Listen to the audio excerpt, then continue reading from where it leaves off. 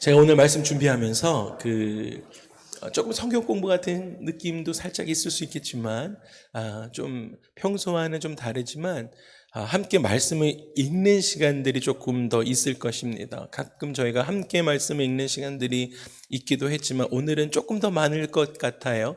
오늘은 성령님에 대해서 함께 나누고 싶은데, 성령께서 우리 공동체 가운데, 우리의 삶 가운데 어떻게 말씀하시는지, 그리고 예수님께서 성령과 어떻게 사역하셨는지, 말씀에서 어떻게 이야기하고 있는지를 함께 읽고 싶습니다. 그래서 평소와는 조금 같이 읽는 말씀들이 있으니까요, 조금 집중하시면서 같이 말씀을 보도록 하겠습니다. 그리고 함께 읽기 시작할 때 그 말씀이 나의 말씀이 되기를 소망합니다. 예수님의 나이가 30세가 되셨을 때 예수님께서 세례를 받으시기 위해서 요단강으로 내려가게 되십니다. 그리고 그 무렵 요한이라는 젊은이가 나타나서 유대인들에게 회개하라 외치기 시작하죠. 그러면서 요단강에서 세례를 베풀고 있었습니다. 예수님께서 요한에게 세례를 받으시고 물 위에서 올라오실 때, 물에서 나오시기 시작했을 때 하늘이 열리기 시작하죠. 그리고 하나님의 성령 비둘기같이 내리면서 자기 위에 임하시는 것을 예수님께서 직접 목격하시게 됩니다. 그리고 이 음성을 들으십니다. 너는 내 사랑하는 아들이라, 내가 너를 기뻐하노라 라는 아버지 음성도 듣게 되십니다. 그 이후로 예수님은 이 지상에 사시는 동안에 늘 성령님의 인도하심을 받게 되십니다. 예수님께서 성령의 인도하심을 받게 되십니다. 그래서 예수님께서 그 이후로 성령님의 인도하심을 받는 그 순간부터 그 이후로 사탄에게 시험을 받으실 때도 성령님의 인도하심 아래 있었습니다. 누가복음 4장에서 예수께서 성령의 충만함을 입어, 누가복음 4장 1절에서 2절까지의 말씀이에요. 예수께서 성령의 충만함을 입어 요단강에서 돌아오사 광야에서 40일 동안 성령에게 이끌리어, 어떻게 해요? 성령에게 이끌리어 마귀에게 이끌리시며 마귀에게 시험을 받으셨더라 라고 말씀하십니다. 할렐루야. 그 모니터를 조금 다 죽여주시겠어요? 죄송해요. 제가 성령에 이끌려 말씀을 전해야 되는데, 제가 오늘 제가 너무 동굴 속에 들어와 있는 것 같은, 오늘, 다 죽여주셔도 좋을 것 같아요. 오늘 저희가 엔지니어가 바뀌었더니, 상황들이 조금 많이 바뀐 것 같아요. 그리고, 감사합니다. 지금 훨씬 더 좋은 것 같아요. 그래서 예수님께서 침례 요한에게 침례를 받으신 이후에, 그리고 나서 하늘에서 하나님께서 너는 내 사랑하는 아들이라, 내가 너를 기뻐하노라 라고 하신 이 이후에 아버지 음성을 들으신 다음에 그 이후로 예수님께서 이 지상에서 사역하시는 모든 순간 성령의 인도하심을 받기 시작합니다. 그렇기 때문에 예수님께서 그 이후에 어떤 일들이 있으셨냐면 사단에게 시험을 받기 시작하세요. 근데 그때도 성령의 인도하심 안에 있었다라는 거예요. 그래서 누가복음 4장에 그 증언이 일어납니다. 누가복음 4장 1절에서 2절에 이렇게 나오죠.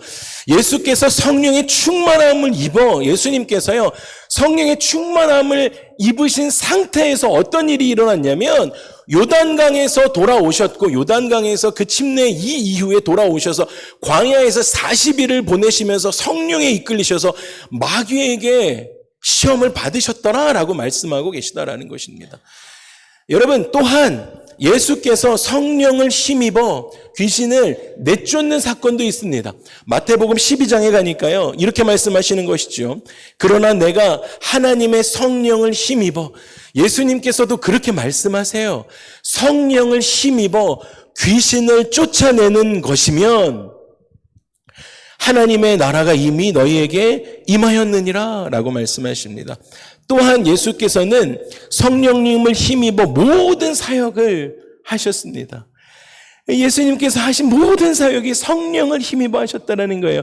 함께 읽어볼까요? 누가복음 4장 18절에서 19절의 말씀입니다. 이렇게 말씀하시는 거예요. 한번 함께 읽겠습니다. 시작. 주의 성령이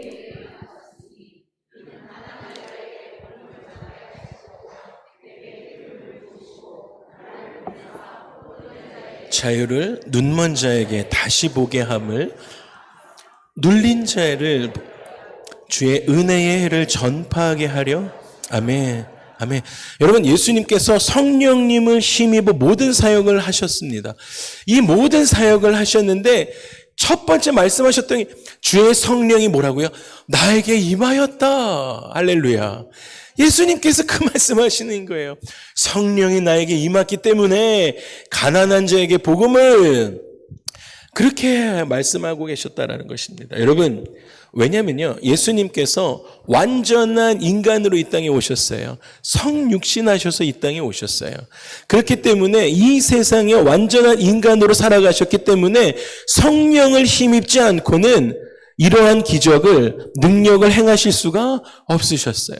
성령을 힘입어 이 사건, 이 사역들을 하셨다라는 것입니다. 그래서 예수님께서는 제자들에게도 성령이 임하실 때까지는 너희 아무것도 하지 마.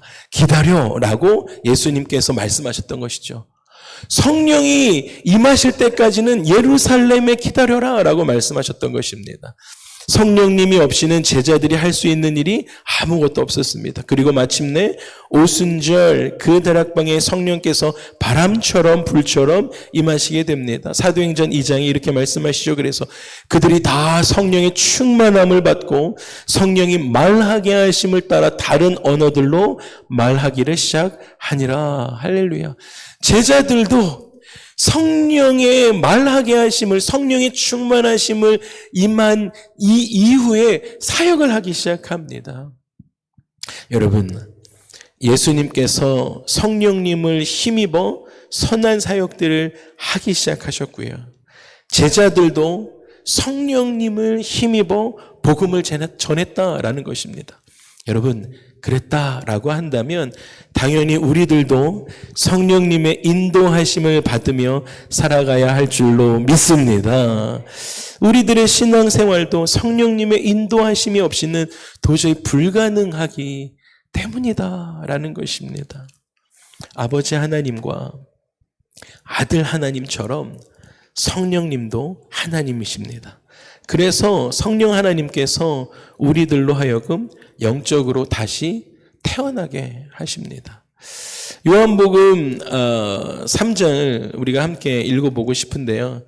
요한복음 3장에 이제 바람을 성령에 비유하면서 그렇게 말씀하기 시작합니다. 그리고 하나님의 역사가 나타나기 시작하는데 한번 요한복음 3장 5절에서 8절까지의 말씀을 한번 같이 읽어보도록 하겠습니다. 함께 하겠습니다. 시작.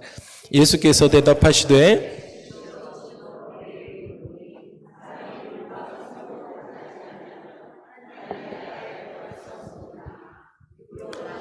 육이요 영으로 난 것은 영이니 내가 내게 거듭나야 하겠다 하는 말을 놀랍게 여기지 말라.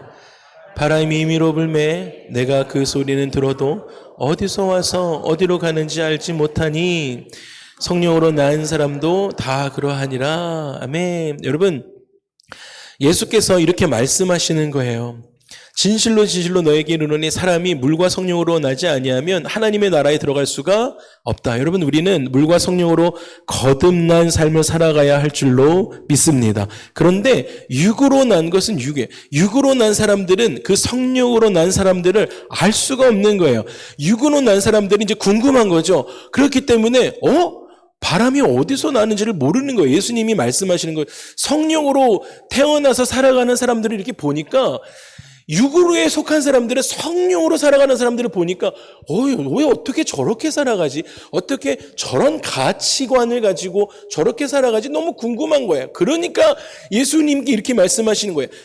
바람이 임의로 불매 너희들이 그 소리는 들어도 어디서 와서 어디로 가는지 알지 못하는 것처럼 성령으로 난 사람도 그것과 마찬가지다라고 말씀하십니다.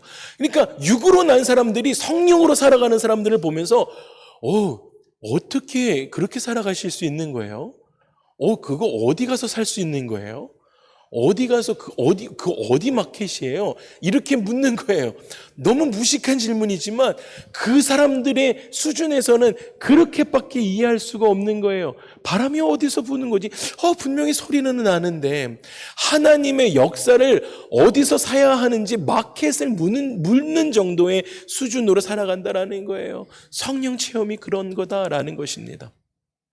고린도전서 12장 3절에는 이렇게 이야기하는 것이죠. 그러므로 내가 너희에게 알리노니 하나님의 영으로 말하는 자, 성령으로 난 자는요, 예수를 저주할 수가 없는 것입니다. 예수를 모른다 하며 살아갈 수가 없는 것이에요. 성령이 아니고는 누구든지 예수를 주로 시인할 수가 없다. 여러분, 저와 여러분의 삶에 예수님이 저를 위해서 죽고 사흘 만에 부활하신 줄 믿습니다 라고 예수님을 나의 구주로 영접한 모든 사람들은 성령으로 말미암아 그 고백을 한 줄 믿습니다. 왜냐하면 성경이 그렇게 증언하고 있기 때문입니다. 성령이 아니고는 누구든지 예수를 주로 시인할 수가 없다라는 것입니다. 그렇기 때문에 여러분, 크리스찬들은 항상 그리고 반드시 성령 안에 살아가야 한다라는 것입니다. 그래서 그렇기 때문에 어떤 사람들이 가끔 나는 성령을 힘입지 않고도 크리스찬인데요. 나는 성령을 힘입지 않고도 그리스도인으로 살아갈 수 있다라는 말을 하는 사람이 있다면 논리적으로 모순이 되는 말입니다. 크리스찬인데 나는 성령을 힘입지 않고도 살아갈 수 있어 라고 하는 말을 하면 논리적으로 모순이 되는 거예요. 예수님을 믿는 그리스도인들은 반드시 성령 안에 살아가야 합니다.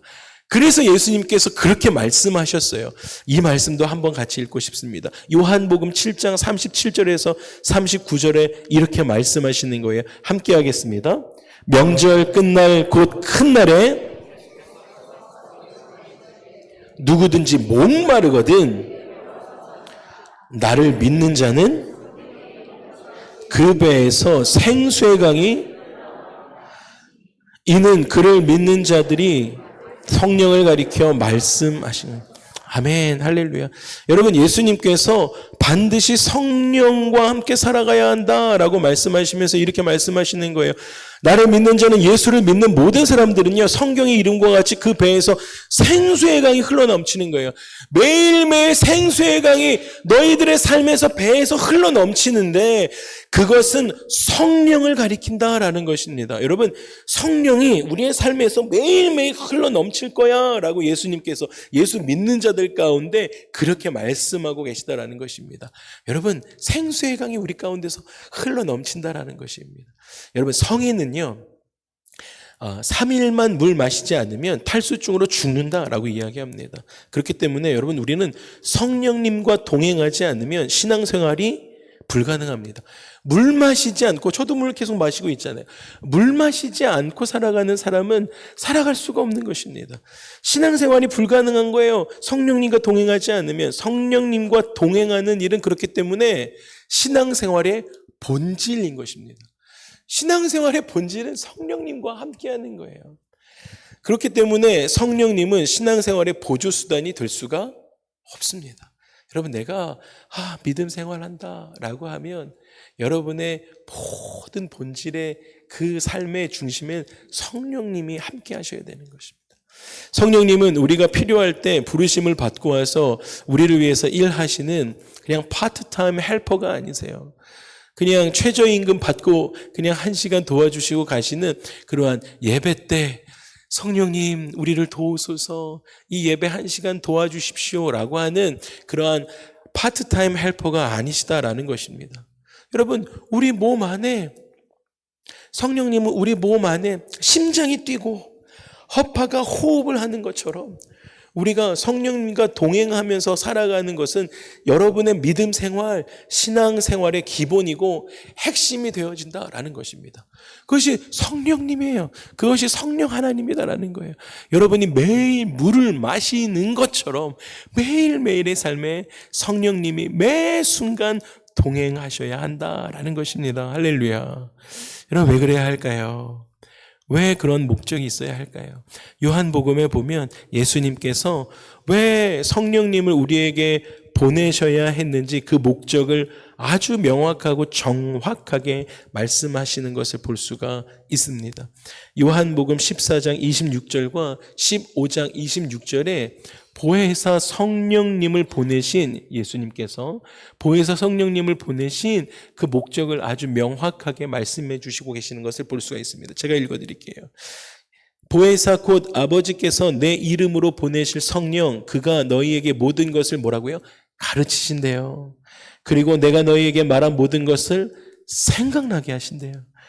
그리고 나서 내가 아버지께로부터 너희에게 보낼 보혜사 곧 아버지께로 나오시는 진리의 성령이 오실 때에 그가 나를 증언하게 한다라는 것입니다. 여러분, 성령님께서 여러분과 함께 하시기 시작할 때 성령께서 여러분의 삶에 함께 하시고 함께 하시니까 여러분과 친밀해지는 거예요. 그렇게 되니까 하나님의 말씀을 기억하지 못했던 어떤 상황이 있었는데 성령께서 여러분과 함께 하시니까 말씀이 기억나는 거예요. 그 어려운 상황 가운데 성령이 여러분과 함께 하시니까 그 말씀이 생각나요. 근데 그 말씀이 생각나는 것뿐만 아니라 그 말씀이 깨닫게 되어지는 거예요. 그래서 그렇군요. 깨닫는 거에서 그치는 것이 아니라 성령께서 여러분과 함께 하시고 그 임재하심 안에 들어가니까 어떻게 됩니까? 성령께서 친밀함 가운데 들어가니까 하나님 그렇군요 라고 하면서 그 친밀함이 하나님과의 깊은 교제와 사귐까지 가는 거예요. 이 말씀이 깨달아지면서 하나님, 제가 그래서 이 상황 가운데 놓여져 있는 거군요. 지금 이 모든 것을 누가 여러분과 함께하고 계십니까? 성령께서 여러분들을 이끌어가고 계신 것입니다. 여러분, 성령께서, 예수님께서 지금 말씀해 주시고 계신 거예요. 성령께서 우리에게 오셔서 여러분들 가운데 어떠한 상황에 있든지 하나님의 말씀을 생각나게 하시고 깨닫게 하십니다. 할렐루야. 성령님의 도우심이 없이는 아무도 하나님의 말씀을 올바로 깨달을 수가 없습니다. 성령님은 또한 우리에게 오셔서 예수님을 더욱 분명하게 이해하고 만날 수 있도록 성령께서 도와주시는 거예요. 그리고 우리를 진리 가운데로 인도해 주십니다. 그렇기 때문에 그리스도인들이 하나님께로부터 받을 수 있는 가장 큰 선물이 무엇입니까? 성령님이신 거예요. 하나님께서 우리 가운데 주시는 가장 큰 선물은 성령 하나님이십니다. 그래서 누가복음 11장에 그렇게 말씀하셨던 것입니다. 너희가 악할지라도 좋은 것을 자식에게 줄 알거든 하물며 너희 아버지께 구하는 자에게 무엇을요? 성령을 주시는 거예요. 성령을 주시는 거예요. 가장 좋은 것을 자녀에게 주고 싶으시니까 성령을 주시는 거예요. 성령을 주시면 우리의 삶 가운데 그 어떠한 어려움도 하나님의 말씀을 깨닫게 하시고 말씀을 기억나게 하시고 그것을 통해서 어디까지 가는 거예요? 아까 말씀드렸던 것처럼 하나님과의 그 친밀함 가운데 갈 수 있기 때문에 하나님께서는 성령을 우리 가운데 주시는 줄 믿습니다. 여러분, 여기까지가 성령을 받고 성령과 친밀하게 되는 것까지가 하나님께서, 예수님께서 우리 가운데 선물로 주시는 것인데, 그렇다면 우리가 성령을 받게 되면 우리의 삶에 어떠한 일이 일어나는가 하는데, 여러분, 성령과 동행하는 삶에는 그의 삶에 놀라운 변화가 일어나기 시작되어집니다. 육에 속했던 사람은 영에 속한 사람으로 변화하기 시작합니다. 육에 속한 사람의 대표적인 특징은 성령에 속하지 않는 사람이 되어지니까, 육에 속한 사람의 대표적인 특징은 술 취함입니다. 대표적인 것이 이제 성령에 취하지 않기 때문에 술 취함이 나타나는 것이죠. 그리고 성경은 음행과 원수 맺는 것과 다툼과 방탕함이다라고 이야기합니다. 왜냐하면 성령의 법을 따라 살아가지 않고 육체의 소욕을 따라 살아가기 시작하니까 이러한 삶의 결과가 나타나기 시작합니다. 그래서 늘 육체의 쾌락을 쫓기 시작하죠. 육체의 쾌락을 쫓기 시작하다 보니까 성령의 도우심보다는, 성령의 취함보다는 술 취함을 의지하게 돼요. 음행을 하게 합니다. 음행을 하기 시작하니까 가정에 어려움이 옵니다. 여러분, 음행하고 가정에 어려움이 오고 이것이 간통까지 가고, 그런데 세상은 그 간통까지 간 그 가정을 바라보면서 세상은 이렇게 이야기합니다. 간통은 죄가 아니야 라고까지 이야기합니다. 여러분, 세상은 이제 악할 대로 악해져 있습니다. 그리고 사람들과 대화를 해도 원수 맺는 것까지 가는 거예요. 그 대화의 끝이, 우리가 대화를 하고 났는데 대화의 끝이 하나님이 남는 것이 아니라 가시가 남는 거예요. 가시도 육에 속한 사람들로 살아가니까 이웃과 원수를 맺기 시작합니다. 그래서 계속 육에 속한 사람들은 이 죄가 확장되기 시작합니다. 죄를 낳기 시작하는 거예요. 그런데 여러분, 성령에 속한 사람들은요, 성령님과 동행하는 사람들은요, 성령의 열매를 맺기 시작합니다. 성령 역시 죄도 확장되는 것처럼 성령도 확장하기 시작합니다. 그래서 영에 속한 사람들은 영적인 변화가 일어나면서 그의 삶에 성령의 9가지의 변화들이 열매로 나타나기 시작합니다. 그래서 아까 말씀드렸던 것처럼 성령께서 자기의 상황 가운데, 여러분의 그 삶의 어려움들 가운데 성령님께 함께하고 계시니까 말씀이 떠올랐던 거예요. 그리고 그 말씀을 깨닫게 되어져요. 그러면서 어디까지 가요? 하나님과 친밀하면서, 하나님, 이 말씀 가지고, 이 깨달음 가지고 이렇게 살아가는 거군요. 지금 뭐 하고 있어요? 하나님과 대화하고 있는 것이죠. 그래서 제가 하나님, 이 상황들을 어떻게 해야 할까요? 이렇게 하면서 하나님의 성품에 참여하기 시작하니까 지금 성령님과 동행하면서 성령님의 임재하심 안에서 하나님과 대화하기 시작하니까, 이 하나님의 성품에 참여하기 시작하니까 성령의 9가지 열매가 이 사람의 삶에 나타나기 시작하는 거예요. 사랑이 나타나는 거예요. 관계성의 어려움 가운데 있었으면 하나님과의 그 열매 가운데 사랑이 나타나면서 그 관계가 사랑으로 회복되어지는 것이죠. 여러분, 화평도 일어나는 거예요. 그리고 오래 참기도 합니다. 인내가 일어나는 거예요. 자비로움도 일어나고, 하나님의 성품에 참여하기 시작하니까 양성과 충성하기도 시작하는 것입니다. 온유함도 나타나고요, 절제하기도 합니다. 여러분, 그것이 하나님의 성품에 참여하는 사람, 성령님과 동행하면서 성령님의 인도하심을 받는 사람의 결과다라는 것입니다. 우리 모두가 성령의 인도하심을 받는, 그래서 성령의 열매가 나타나는 저와 여러분의 삶이 되기를 주님의 이름으로 축복합니다. 여러분, 그래서 제가 이 성령에 대한 말씀을 준비하면서 앤드류 머레이 목사님의 성령님의 임재 연습이라는 책을 좀 다시 한번 살펴보았어요. 이 앤드류 목사님의 말씀에서 성령의 충만함을 받기 위해서, 성령의 인도하심을 받기 위해서 2단계를 거쳐야 한다라고 말씀하고 계시더라고요. 첫 번째 단계는 성령의 충만함을 사모하는 믿음의 단계가 필요하다라고 이야기하고 계세요. 여러분, 성령의 충만함을 받기 위한 우리의 삶에 믿음이 필요하다는 거예요. 제가 그 단락을 잠깐 읽어드릴게요. 이렇게 말씀하고 계세요. 그러므로 오순절의 충만한 축복이 신성한 사실임을 믿어야 한다. 확신하게 믿어야 한다라는 거예요. 여러분, 처음에 성령의 역사가 일어났던 그 믿음, 성령의 사역에 믿음이 필요하다라는 거예요. 하나님의 자녀들은 그것을 반드시 소유해야 한다.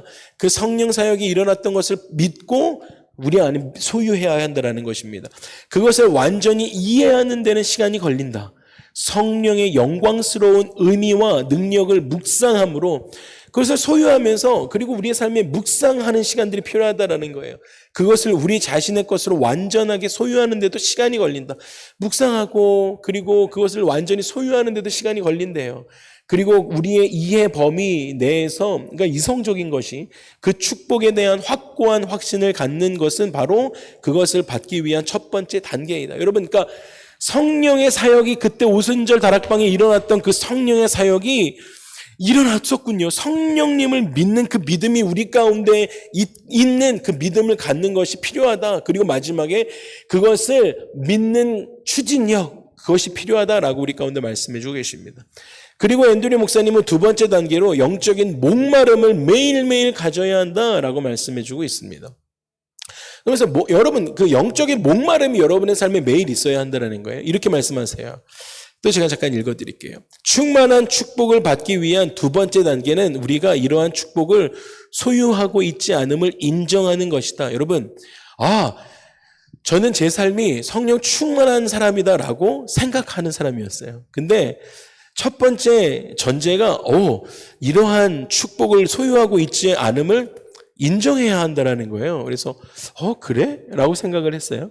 그리고 읽어가니까 이렇게 이야기하세요. 많은 그리스도인들은 자신들이 이미 성령을 소유하고 있다고 생각한다 라고 쓰는 거예요. 그래서 그래, 나는 내가 성령 충만하다고 생각했지 라고 생각했어요. 그리고 또 읽었어요. 그들은 이미 하나님의 은혜 가운데 서 있다라고 생각한다. 우리는 은혜 가운데 있다고 생각하잖아요. 그래서 그렇다니까요. 또 읽었어요.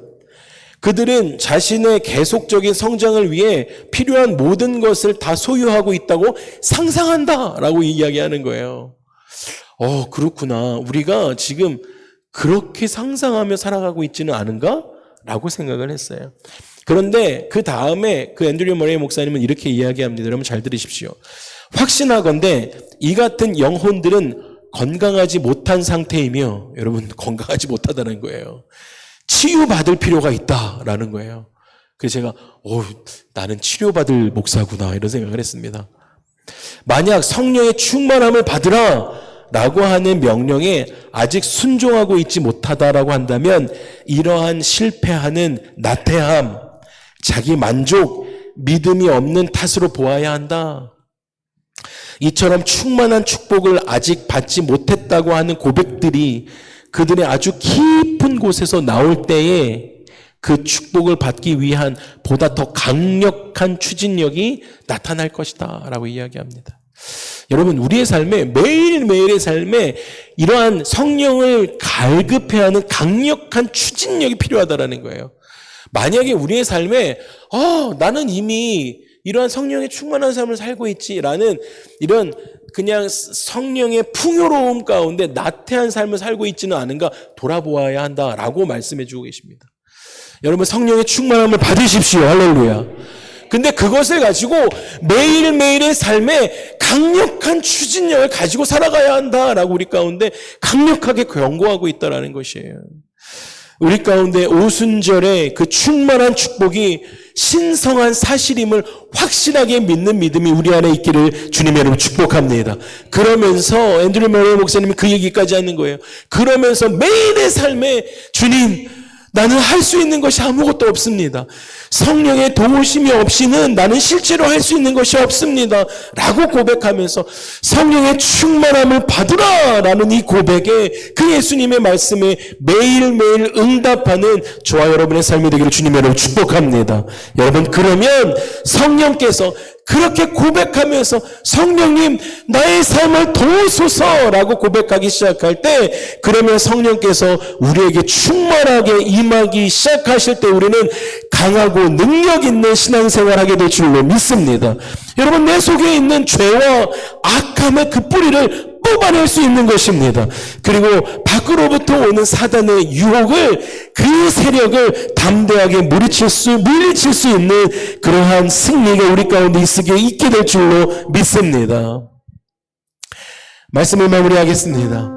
여러분, 예수님께서 이 지상에서 살아가실 때에 성령님과 동행하셨어요. 예수님께서 이 지상에서 살아가실 때 성령님과 동행하셨습니다. 여러분, 제자들이 복음을 전하기 시작할 때 제자들과 동행했다라는 것입니다. 지난 2000년 동안 성령님이 임재하실 때마다 교회에는 큰 부흥이 일어났습니다. 여러분, 그렇다라고 한다면 우리는 다시 한번 성령님의 임재하심 안으로 들어가야 될 줄로 믿습니다. 성령님의 인도하심 아래 우리 자신과 우리 공동체에 그 장례를 맡겨드려야 하는 것입니다. 여러분, 우리의 가정과 우리 주사랑 공동체가 성령님의 임재하심 아래 있습니다 라고 매일매일 고백해야 합니다. 아침에 눈 뜰 때마다, 우리가 새벽 기도할 때마다, 여러분 새벽 기도에 15명, 20명이 와가지고 매일매일 기도할 때마다 기도하는 건 무엇입니까? 매일매일 찬양이 끝나고 고백하는 건 무엇입니까? 여러분 새벽마다 기도하는 거예요. 성령의 충만한 우리 공동체 되게 해달라고 고백하는 것이죠. 왜 그렇습니까? 여러분 우리 공동체의 장래는 성령 하나님께 달려있기 때문입니다. 할렐루야. 여러분 매 순간 성령님의 인도하심을 구하는 것입니다. 입술과 마음으로 구하는 거예요. 이렇게요. 성령님 어떻게 해야 할까요? 우리 공동체가, 우리 가정이, 우리 자녀들이 절대 순종하겠습니다 라는 결심을 하면서 묻고 기다리는 거예요. 하나님 우리 공동체가 이 여름 사역을 어떻게 지나갈까요? 성령님 이 연말을 어떻게 맞이할까요? 그러면 성령님은 반드시 우리 가운데 진리로 인도해 주실 줄 믿습니다. 여러분 이번 한 주 성령의 인도하심 안으로 들어가면 실수가 없으세요. 성령의 인도하심 가운데 있으면 여러분의 인생이 실수가 없으십니다. 그리고 성령의 열매를 맺으며 살아가게 될 줄로 믿습니다. 이번 한 주 그렇게 성령의 인도하심 안에서 실수가 없고 열매 맺으며 살아가는 저와 여러분의 삶이 되기를 주님의 이름으로 축복합니다. 우리 함께 일어나셔서